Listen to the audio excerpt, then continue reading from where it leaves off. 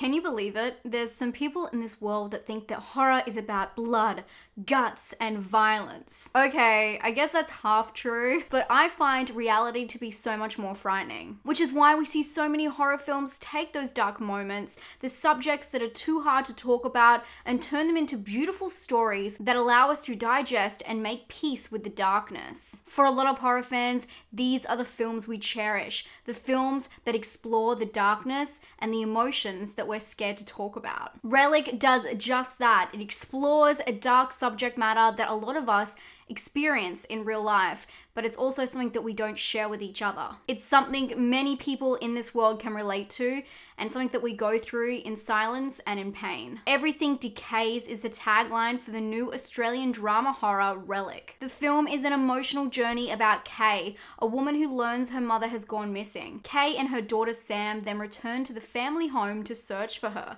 but something is not right and all the clues lead to a path that one cannot return from. When I first heard about this film and I was reading up about it, I was a little bit worried because the blurb seems to give away a key aspect of the story, and I was a little bit concerned that this could be a potential spoiler, but after seeing the film myself, I can confirm that it's not, because the film has so much more to reveal to you, but the blurb reveals that the film is about dementia. We've seen a couple of films take on this subject matter, one called Dementia itself, but this film I feel like takes a different perspective, one that's slow, thoughtful, while still scaring the audience with a couple of surprises. The film stars Emily Mortimer, Robin Nevin, and Bella Heathcote, who also starred as Gigi in The Neon Demon, which was quite surprising. I really did not pick that that was the same person. Relic is directed by Natalie Erica James. This is her first feature, and it's also something that she holds close to her heart, writing from experience with her own family.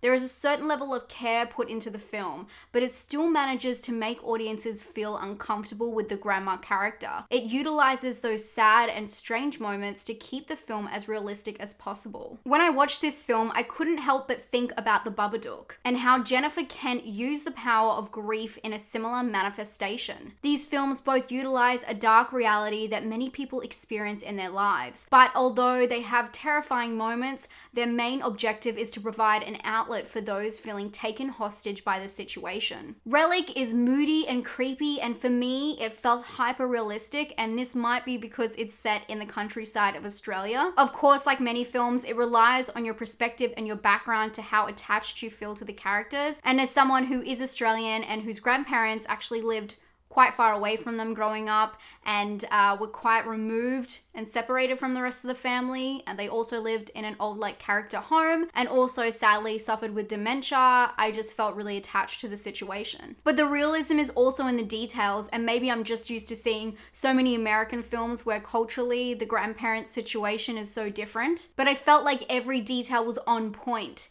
Every strange item in the house, the creepy coldness, and of course the natural sound used throughout the film. This has a lot to do with the setting of the film, but everything just encompasses this kind of lifestyle. The stillness of the rural setting and the sound of the birds stirring in the morning light. But because the director played this story so close to real life, the film doesn't take the usual horror movie twists. I'm not saying that the film doesn't have any twists at all. In fact, it has some really surprising moments, and I was really shocked at how dark it got.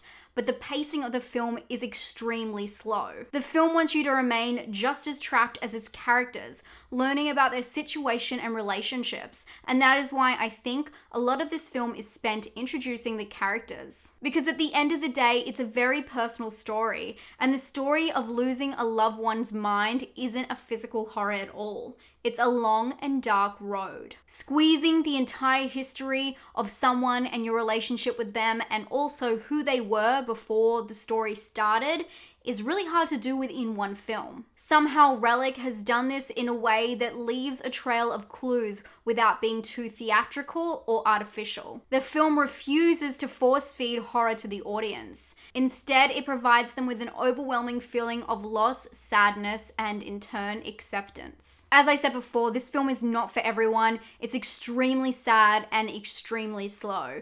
but it does have some really interesting twists and turns and also some great metaphors for the situation.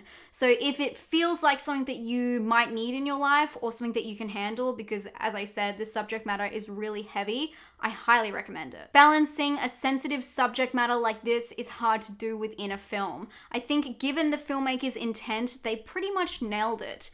Even though it's not the most groundbreaking film, I think that it serves a purpose and obviously a great outlet to people who are suffering in this situation in silence. I'm giving this film a 7 out of 10. As I said, it's definitely a personal film, but of course with the objective of the director and the writers, it makes complete sense how it turned out the way it did. And I'm so glad they decided to make the film more serious and slow and not just like a jump out scare kind of horror movie for obvious reasons. For scare, I'm giving it a 4. As I said, there are some creepy moments and I have not mentioned any of them because I want you guys to go in and explore for yourself. I will give it to them. They're quite surprising, and for originality, I'm gonna give this film 7. Just don't see films like this made in Australia, so I'm very happy. Speaking on that, great news for people who are watching in Australia. This one's going straight to Stan, which is really exciting for us because we don't get straight VOD releases, so that's really cool. And if you're in a different country, you can just look up where it's playing on VOD near you. I hope you guys are having a great day. I hope you found this helpful. If you've already watched the film, please let me know your thoughts down below. And also, if there's any dark kind of stirring movies that you feel like